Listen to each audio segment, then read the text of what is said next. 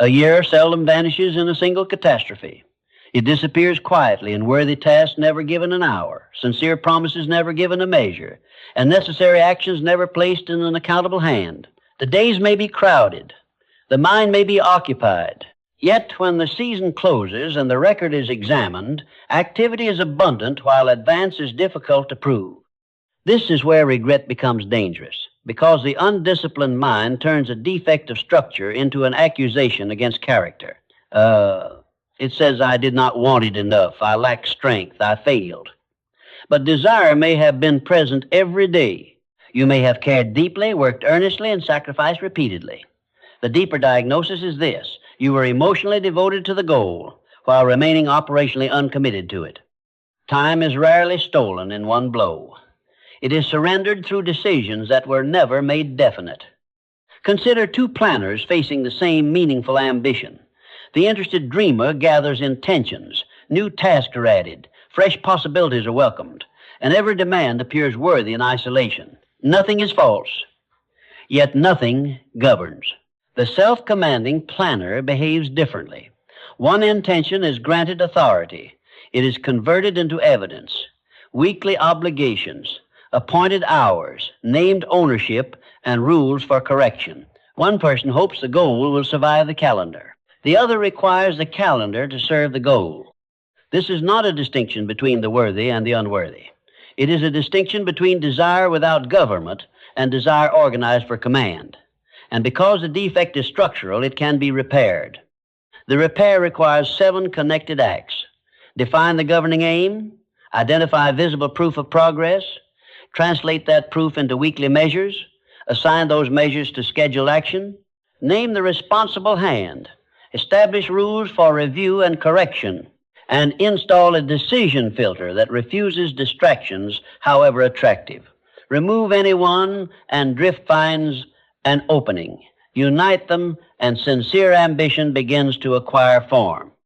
The supplied research indicates that audiences notice this territory. A concrete plan repair promise reached 8,237 views. In a separate title analysis, 175 of 213 videos were miscellaneous, while sleep was the only recurring name-title pattern at scale, appearing 20 times. These facts suggest audience interest and a distinctive editorial opening. They do not prove that this method produces results. Proof must come from the plan itself, made visible through disciplined execution. So begin the audit with one sober question.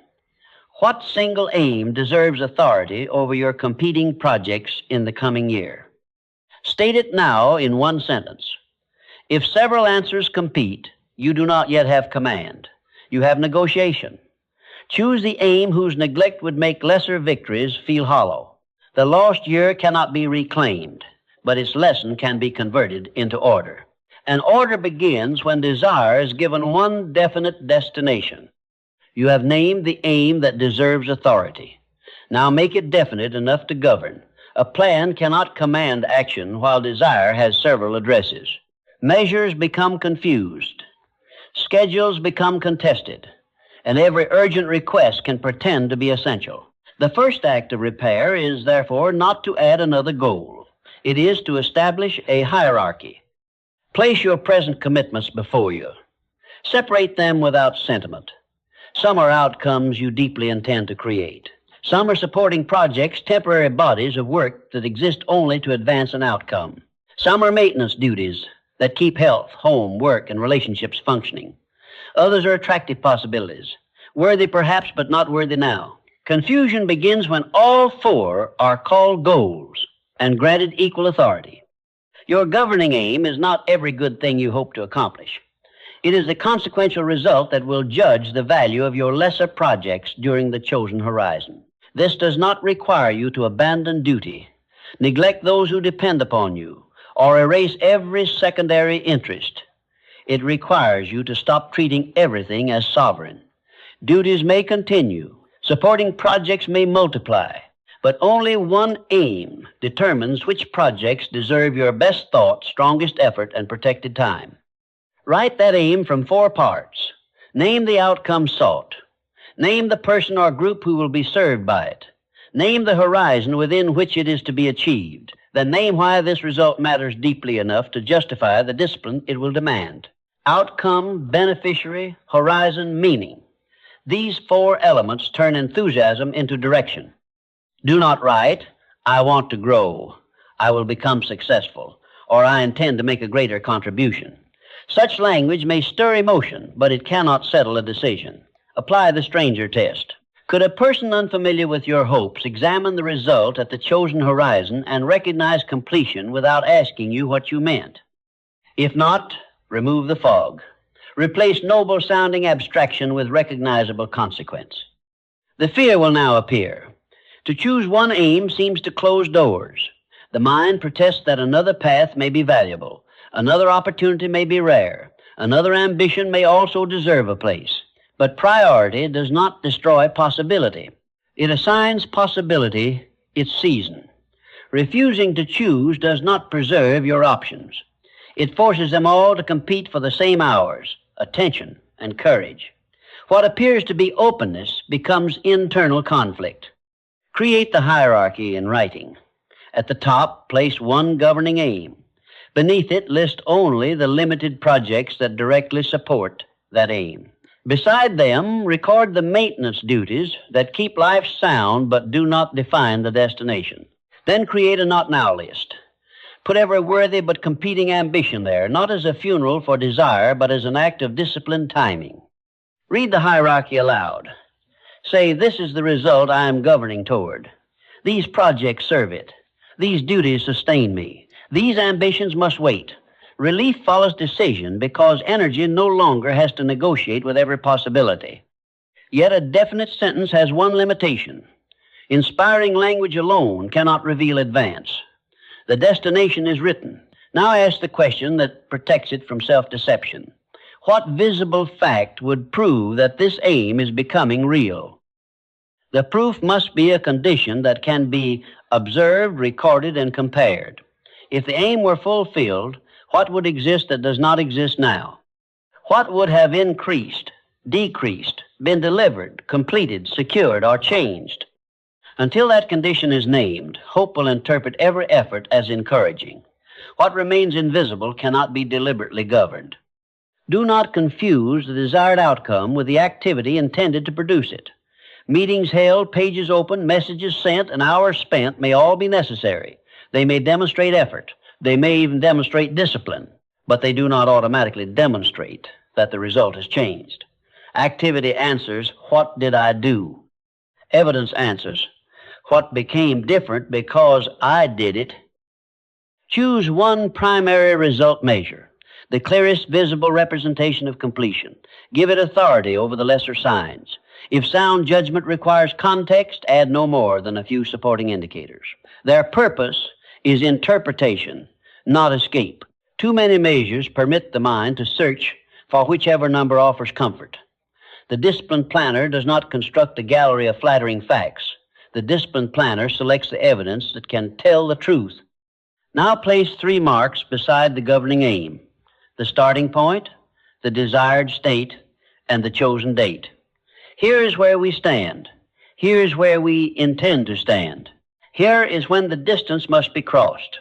The gap is no longer a mood. It is visible. You may discover that it is wider than enthusiasm suggested, or that genuine movement has already occurred. Both discoveries are useful. Accurate distance does not weaken purpose.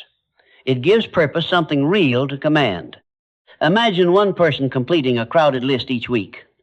Conversations multiply, documents are revised, preparations continue.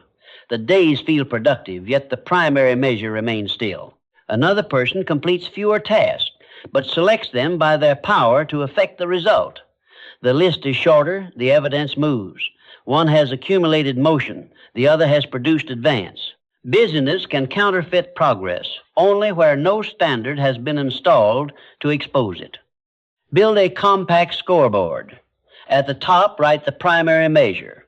Beneath it, record the baseline, the intended destination, the date, and the current reading. Add only those supporting indicators without which the primary number could be misunderstood. Arrange the whole record so it can be read at a glance and updated on a fixed cadence. Measurement must remain the servant of decision. If maintaining the scoreboard becomes another elaborate project, simplify it until honesty requires minutes, not hours. Review the record without drama. A rising measure is information, not permission for complacency. A motionless measure is information, not a verdict upon your worth. The scoreboard judges the present design of the plan. It tells you whether chosen efforts are altering the condition you claim to value. Calm objectivity is not coldness. It is respect for the aim strong enough to refuse comforting illusion. You now possess visible proof and a known distance. But a distant measure cannot issue today's instructions by itself. The destination may tell you whether you are advancing. It cannot yet tell you what must be accomplished during the coming 7 days. For that, the result must be translated into weekly obligations. Begin with the distance already revealed by the scoreboard. Do not attempt to carry the entire distance in your mind each morning. Choose a near-term milestone between the current reading and the final destination, a condition close enough to guide present judgment, yet substantial enough to prove that the aim is moving. The final result governs direction. The milestone governs the next stage. Now ask a narrower question. What must be produced or performed each week for this milestone to become plausible? These weekly contributions are lead measures. They are not miniature claims that the final result has already been achieved. They are controllable outputs, an action selected because reason connects them to the desired change. You may not command the final response of circumstances, markets, institutions, or other people. You can command what you prepare, complete, deliver, test, request, or practice. This distinction restores practical power. The result measure tells you whether the method is working. The lead measures tell you whether the method was executed. Confuse the two, and you will either demand immediate results from actions that require time or excuse weak execution because the outcome was partly beyond your control. Keep them separate. Judge action by completion. Judge strategy by its effect upon the result. Give each week one decisive deliverable, not 10 priorities disguised as equality. One completed contribution that would make the week consequential even if lesser tasks remained unfinished. Then select only a limited number of repeated actions necessary to support it. The undisciplined planner fills the week with available work. The disciplined planner defines the evidence the week must produce before available work is allowed to multiply. Next, establish 3 levels of performance. First, define the minimum acceptable week, the smallest honest contribution that preserves continuity during disruption. Second, define the planned week, the standard you fully intend to meet under normal conditions. Third, define the stretch result, additional progress pursued only after the planned obligation is secure. Minimum protects the chain. Planned establishes discipline. Stretch invites greater effort without turning excess into the price of self-respect. This layered standard is not permission to bargain downward whenever resistance appears. The minimum is for genuine constraint, not ordinary reluctance. Nor is the stretch result a secret requirement whose absence converts success into disappointment. Each level has a distinct purpose. When conditions change, the plan bends without dissolving. You are no longer trapped between flawless performance and complete surrender. Before the week begins, write its terms plainly. The near-term milestone, the decisive deliverable, the supporting lead measures, and the minimum planned and stretch levels. Then name the evidence that will remain when the week is over. Require an artifact, a count, or a recorded result that can be placed before review. Memory is generous to intention and careless with omission. A visible record permits neither exaggeration nor needless self-accusation. You can now describe a successful week before living it. That is the weekly law of advance. The year is not commanded at the level of the year. It is commanded through the obligations of the present week. Yet an obligation written on paper still occupies no portion of life. It may be definite, measurable, and important and still be crowded out. The next test is exact. Where, on the calendar, will this work occur? Move the weekly obligations from the page into protected hours. A task list records what matters. A calendar reveals whether you have made room for it. The list may contain sincere priorities without limit. The calendar cannot. It displays a finite territory upon which every intention must compete. A task without an hour is still asking permission to exist. Take each decisive action and convert it into a complete appointment. Assign the date, fix the start time, set the duration, name the place, then define the first physical move. Open the working document, assemble the required materials, enter the practice space, or begin the prepared request. When the appointed hour arrives, the beginning should require no fresh negotiation. You have already decided what will happen, where it will happen, and how motion will begin. Do not schedule the governing work only after every lesser demand has been satisfied. Lesser demands are rarely satisfied.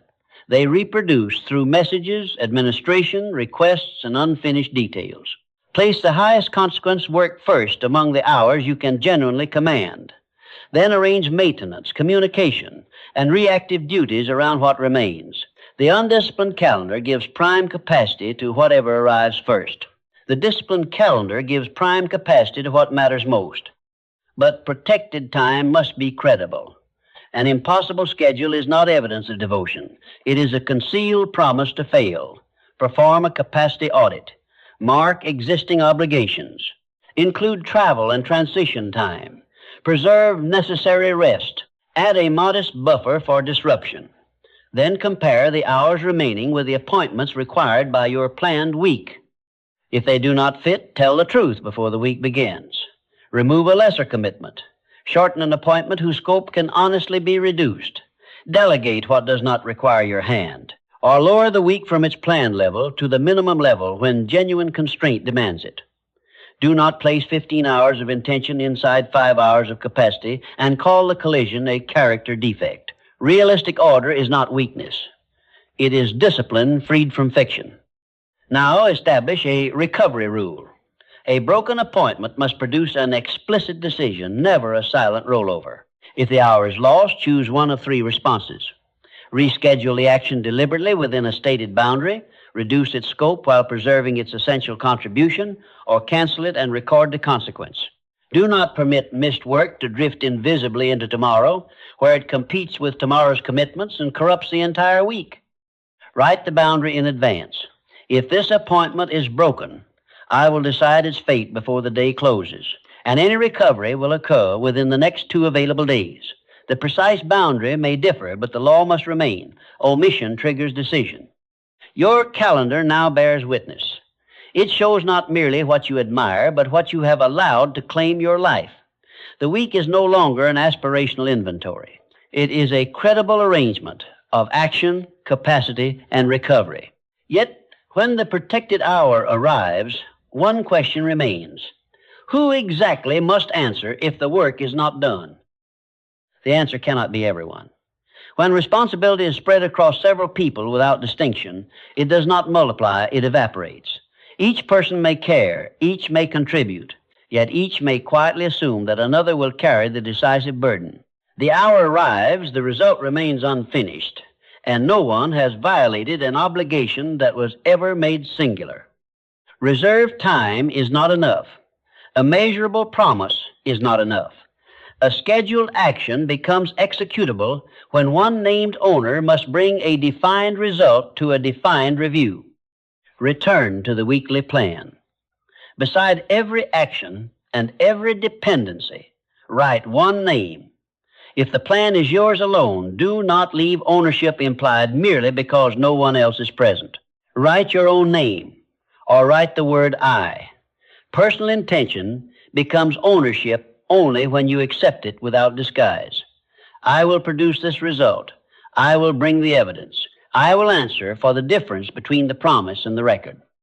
This act is not theatrical. It removes the last hiding place of vague intention. The undisciplined planner says, this needs to be done. The disciplined planner says, I am responsible for bringing this defined result to review by this stated time.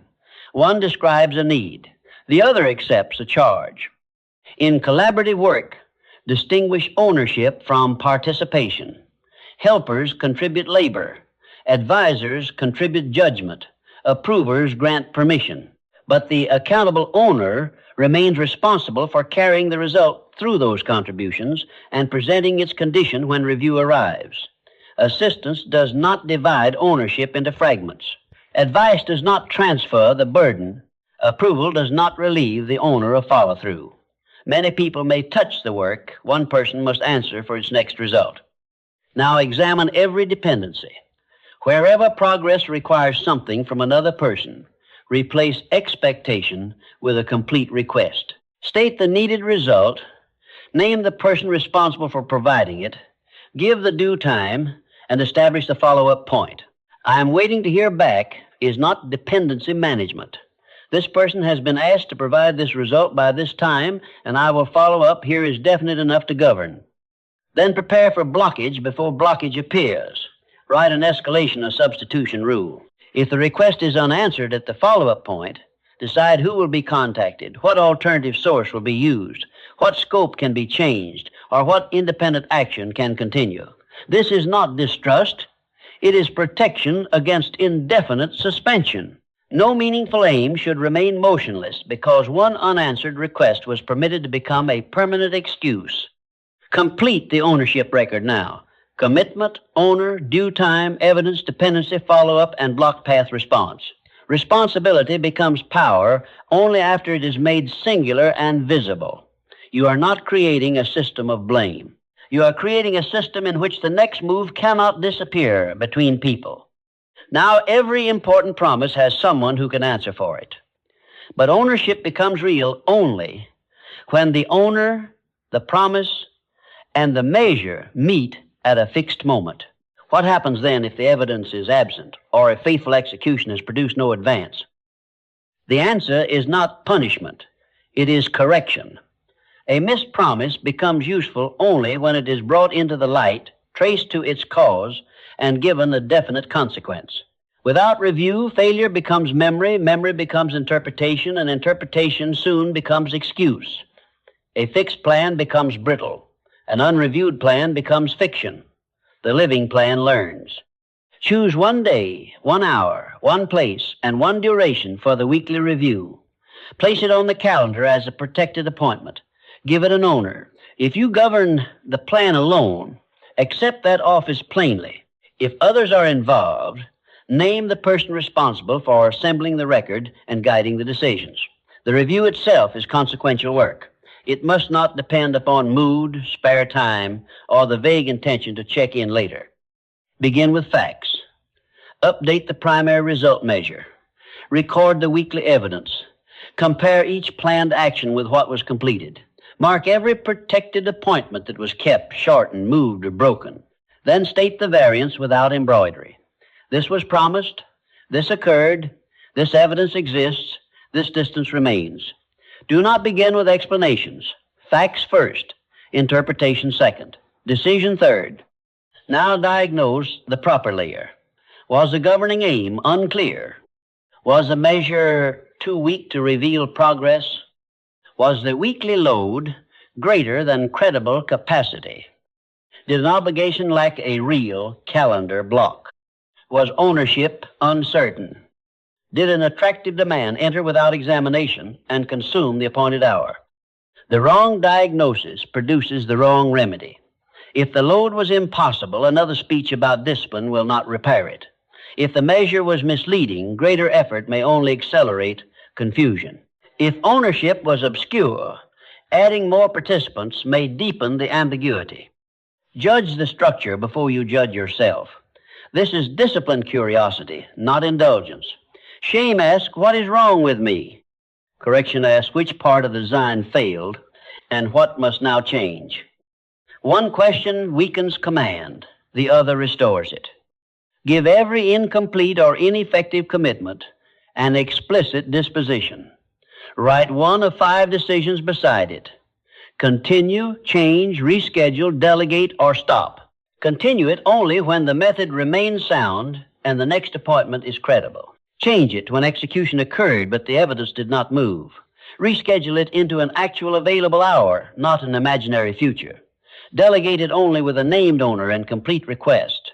Stop it when it no longer serves the governing aim, or when its cost exceeds its contribution. Forbid the comforting habit of carrying every unfinished task forward unchanged. Repetition without diagnosis is not perseverance. It is delay wearing the clothing of loyalty. Protect the definite aim from the discouragement of one difficult week. A disappointing record does not automatically invalidate the destination. Methods are instruments. The aim is the governing choice. Improve the instrument freely. Alter the allocation honestly. Reduce, replace, test, or intensify the method when the visible record requires it. Change the aim only through deliberate review, never through fatigue at the end of a hard day. Your weekly court now converts absence into action and weak results into better design, but correction looks backward. The coming week can still be invaded by appealing requests, urgent possibilities, and worthy diversions. To preserve what review has repaired, the aim must now control what is permitted to enter. The discipline of review must now become the discipline of admission. It is not enough to correct what entered last week. You must decide what will be allowed to enter the next one. A definite aim requires a gate, because an unguarded plan soon becomes the servant of every passing demand. Every new yes carries a price. It consumes time already claimed by purposeful work, true obligation, necessary recovery, or a relationship you have chosen to honor. The price may remain hidden when the request first appears.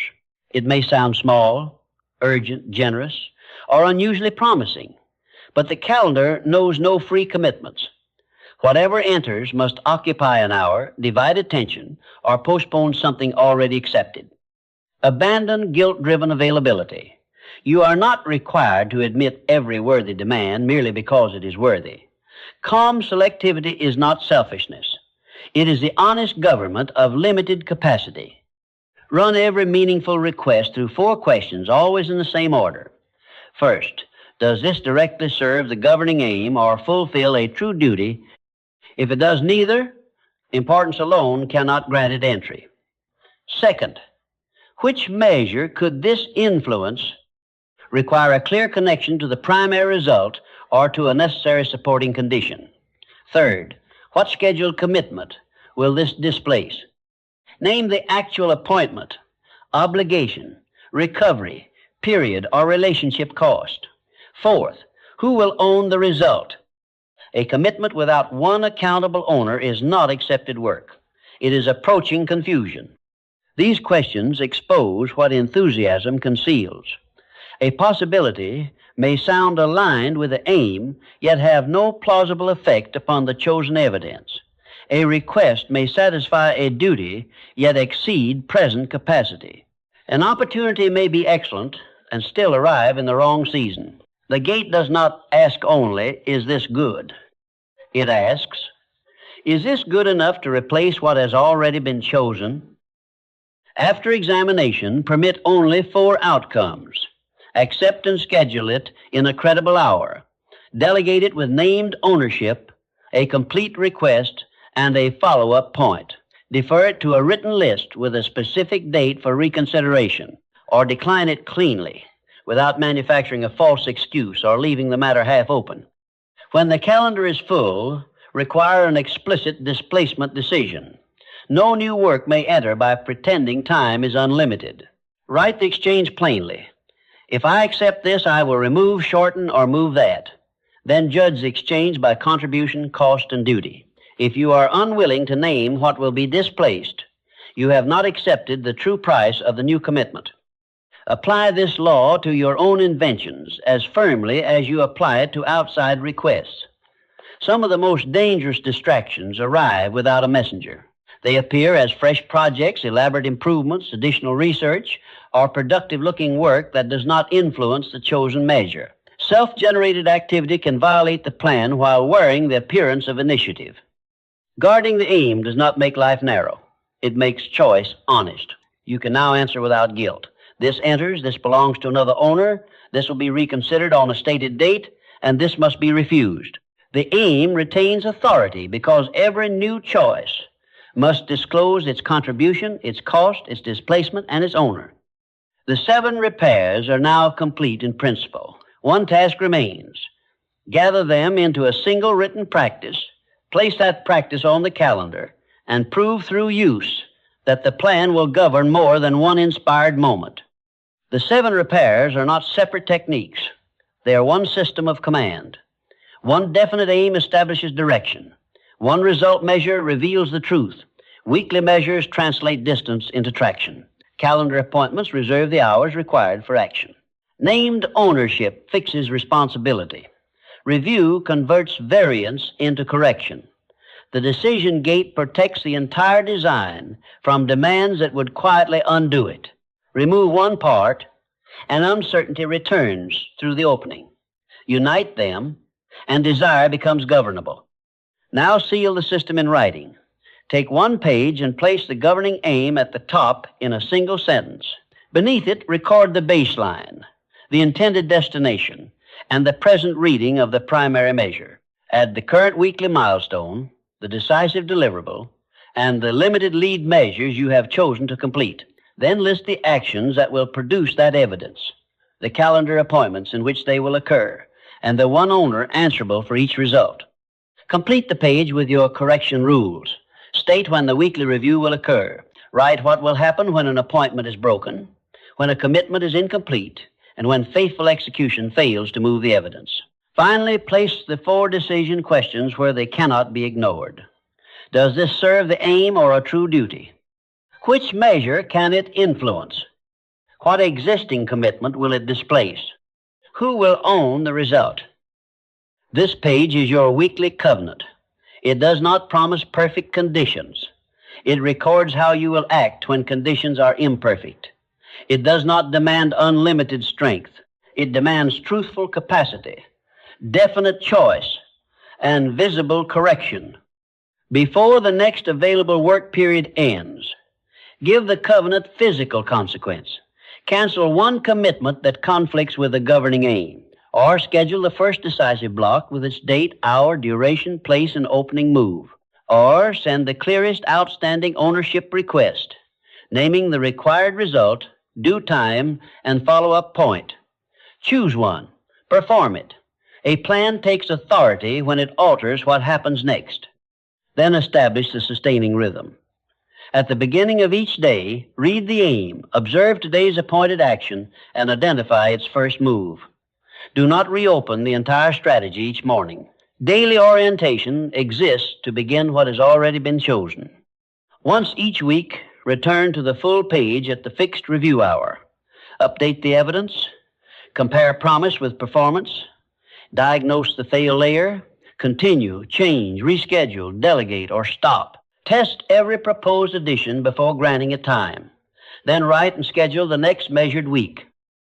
This is how regret gives way to serenity, not through a grander promise, but through repeated order. The coming year is no longer an empty distance upon which hope may draw anything it pleases. It becomes a succession of weeks, each measured, protected, owned, examined, and corrected.